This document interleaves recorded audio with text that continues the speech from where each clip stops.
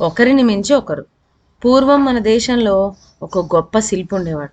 ఆ కాలంలో కర్కల్ అనే ప్రాంతాన్ని పరిపాలిస్తున్న రాజుకి విగ్రహాలు చెక్కించడం అంటే అభిలాష, అంటే ఇష్టం. ఆయన ఆ శిల్పిని రప్పించి 25 అడుగుల ఎత్తుగల పరమేశ్వరుని విగ్రహం తయారు చేయమన్నాడు. అందుకు ఆ శిల్పి, ఓ అదెంత పని, చెక్కిస్తాను అని చెప్పి 3 మాసాలు అయ్యేసరికి రాజు కోరిన గొప్ప విగ్రహం తయారు చేసి ఇచ్చాడు. విగ్రహాన్ని చూసి రాజు మురిసిపోయాడు. అంత ఎత్తైన విగ్రహం మన దేశంలో అంతవరకు లేనే లేదు. దేశ దేశాల నుంచి వచ్చిన వాళ్ళంతా ఆ విగ్రహాన్ని చూసి మెచ్చుకోవడం వల్ల ఆ రాజు ఖ్యాతి దశ దిశలా ఇట్టే వ్యాపించింది.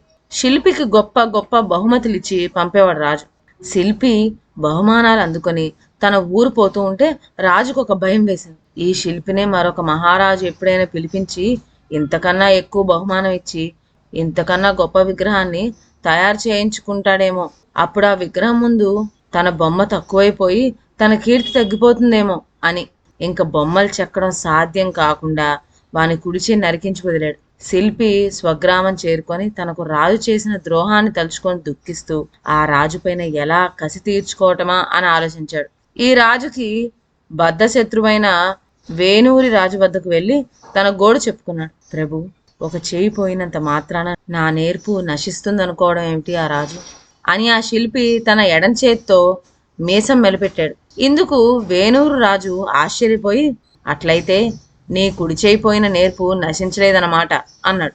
ఎడం చేయి ఉందిగా ప్రభు, సవ్యసాచి 2 చేతులా బాణాలు వేసినట్టు నేను 2 చేతులతోనూ విగ్రహాలు చెక్కగలను అన్నాడు. అట్లయితే నాకు ఒక విగ్రహం తయారు చేయి. కర్కల్ విగ్రహం కన్నా చాలా ఎత్తైన విగ్రహం తయారు చేయాలి సుమా అని ప్రోత్సహించాడు రాజు.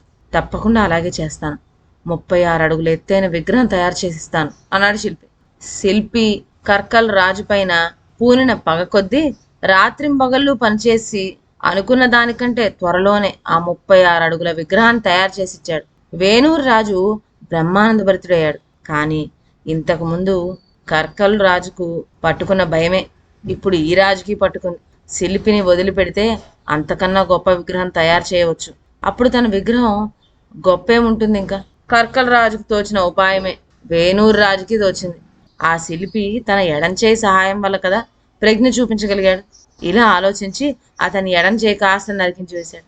అయితే చింత తెచ్చినా పులుపు చావలేదన్నట్లు 2 చేతులు పోగొట్టుకున్న శిల్పికి పగపోలేదు. అతడు తక్షణమే మైసూరుకి పారిపోయి శ్రవణ బేల్గోల్ రాజుతో, ప్రభు చిత్తగించారా, నా పట్ల ఆ రాజులిద్దరూ చూపిన కృతజ్ఞత అని చెప్పుకున్నాడు.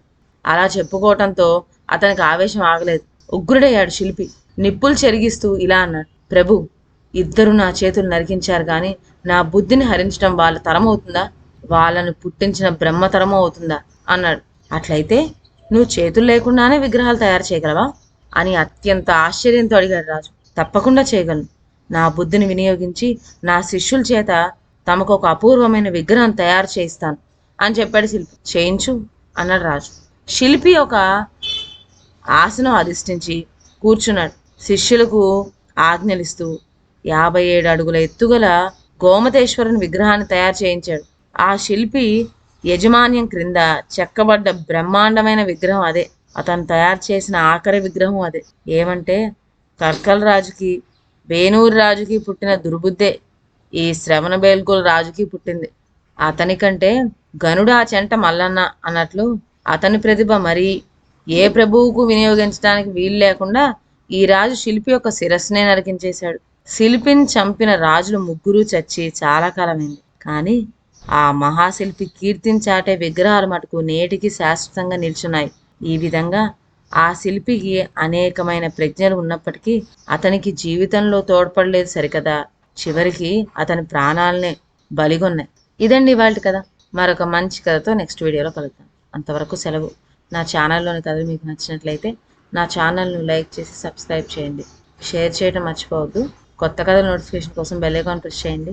Thank you.